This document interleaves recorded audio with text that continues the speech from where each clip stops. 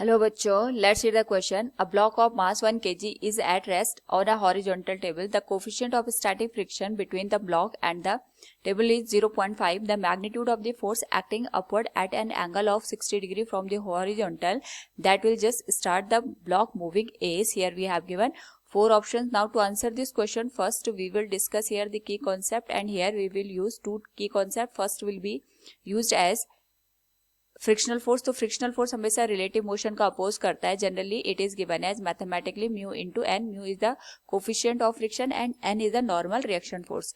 Second हम यहाँ पे यूज करेंगे फ्री बॉडी डायग्राम का. फ्री बॉडी डायग्राम का मतलब ये हो गया कि हमारे पास किसी भी ऑब्जेक्ट पे कितने फोर्सेज एक्ट कर रहे हैं, कौन सी डायरेक्शन में वो फोर्सेज एक्ट कर रहे हैं, उसके करस्पॉन्डिंग हम यहाँ पे इक्वेशन को लिखेंगे और अननोन वेरिएबल को फाइंड आउट करेंगे.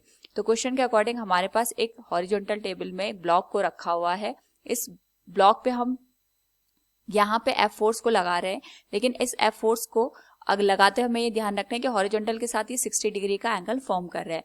तो हमसे ये पूछा गया है कि हम यहाँ पे एफ की वैल्यू कितनी रखें ताकि ये जो ब्लॉक है जस्ट मूविंग की कंडीशन में यहाँ पे आ जाए. तो सबसे पहले इस पे लगने वाले फोर्सेस को अगर हम कंसिडर करें तो हम यहाँ पे जो ब्लॉक है उसको पॉइंट साइज कंसिडर करेंगे. ये हमारे पास फोर्स एफ लग रहा है and it is making an angle of 60 degree with the horizontal. तो इसके हम कंपोनेंट करेंगे. It will become F cos 60 degree horizontal component and here it will be F sine 60 degree. Now क्योंकि हमारे पास जो ब्लॉक है ये फॉरवर्ड डायरेक्शन में मूव करना चाहिए, तो इसके करस्पॉन्डिंग जो फ्रिक्शनल फोर्स होगा वो इसके जस्ट अपोजिट डायरेक्शन में एक्ट करेगा.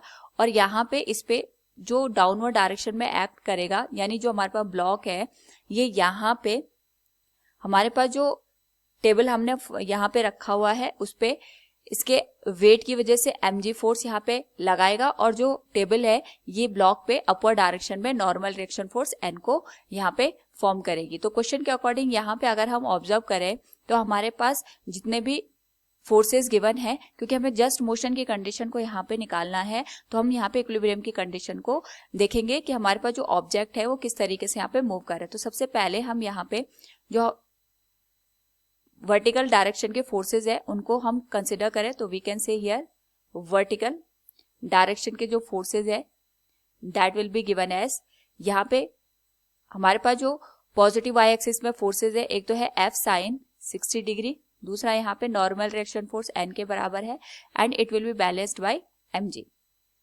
तो इसके करस्पॉन्डिंग सबसे पहले अगर हम n को कैलकुलेट करें, क्योंकि जो हमारे पास ब्लॉक है इसका मास m के बराबर, यहाँ पे वैल्यू 1 के बराबर दे रखी है, g की वैल्यू हम 10 लेके चलेंगे तो इट विल बिकम 1 इंटू 10 के बराबर माइनस एफ साइन 60 की वैल्यू हो जाएगी √3/2.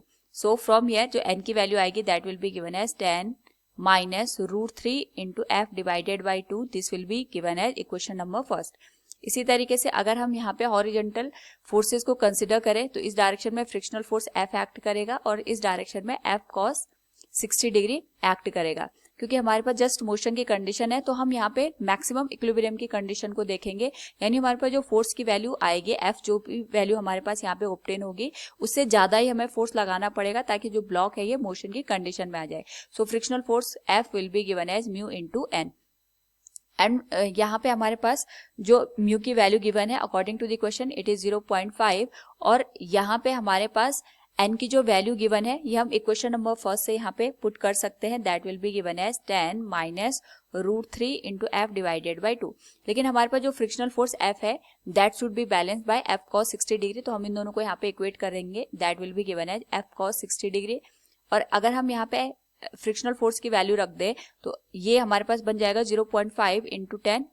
This will become 5 minus √3 into 0.5 divided by 2. उसको ओवरऑल अगर हम सॉल्व करें यहाँ पे that will become √3 divided by 4 into F, ये बन जाएगा इक्वल्स एफ इंटू कॉस 60 की वैल्यू. कॉस 60 की वैल्यू हो जाएगी हमारे पास 1/2 के बराबर. So we can say here जो एफ आएगा ये कॉमन आ जाएगा and it will become 1/2 plus √3/4 के बराबर. सो फ्रॉम हियर अगर हम वैल्यू कैलकुलेट करें तो जो f की वैल्यू आएगी इसका एलसीएम हमारे पास 4 के बराबर आ जाएगा and it will become 2 plus √3 multiply करने के बाद 5 into 4 it will become 20 divided by 2 plus √3 Newton. This will be the required force, यानी यहाँ पे जो भी हम फोर्स अप्लाई करेंगे वो 20 डिवाइडेड बाई 2 प्लस √3 न्यूटन से ज्यादा होना चाहिए, तभी जाके जो ब्लॉक होगा ये मोशन की कंडीशन में आ पाएगा. So from the given question we can say option B will be the right answer. Hope all you understood it. Thank you and best of luck.